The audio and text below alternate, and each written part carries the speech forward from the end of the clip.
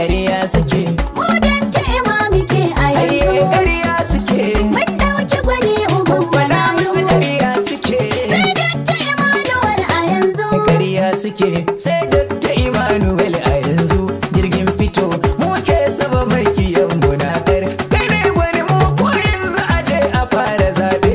Kai za mu dangwalawa makiya su faɗi wanwarin. Ƙarya suke. Sai Dakta Emmanuel a yanzu. Jirgin fito muke sama makiyan munakas. Kai ne gwanin mu ko yanzu aje a fara zaɓe.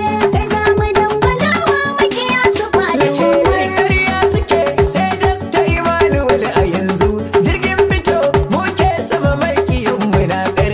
Kai ne gwanin mu ko yanzu aje a raka zaɓe. Kai za mu dangwalawa makiya su faɗi wanwarin. Ƙarya suke.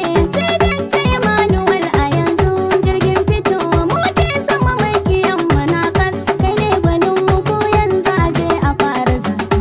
Kai za mu dangwalawa makiya su faɗi Da fari na kan kiraye Allah sarki Ubangiji na. Ƙarya suke. Sai Dakta Emmanuel Shi a ya yanzu. kawo ruwa ya gagi zafin rana wuta da kuna. Jirgin fito muke sama makiyan munakas. Albarkacin Nabila ya daga mina. Ƙarya suke.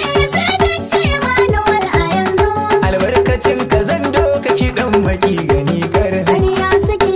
Sai Dakta Emmanuel a yanzu. Jirgin fito muke sama makiyan munakas. Kai ne gwanin mu ko yanzu aje a fara zaɓe.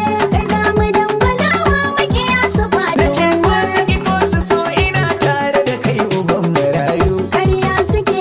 Sai Dakta Emmanuel a Tunda ka yanzu. bani hannu kafa a yau domin gwanja in rayu. Jirgin fito muke sama makiyan Kamun munakas. jari domin sana'a ai in je in koyo. Ƙarya suke. Sai Dakta Emmanuel a In yanzu. na yi faɗi maki gani na ka zan so in gan shi wanwar. Ƙarya suke. Sai Dakta Emmanuel a yanzu. Jirgin fito muke sama makiyan munakas. Kai ne gwanin mu ko yanzu aje a fara zaɓe. Kai za mu dangwalawa makiya su faɗi Kowa wanwarin. ya ce da mu kule dole mu ce da shi a yau cas. Ƙarya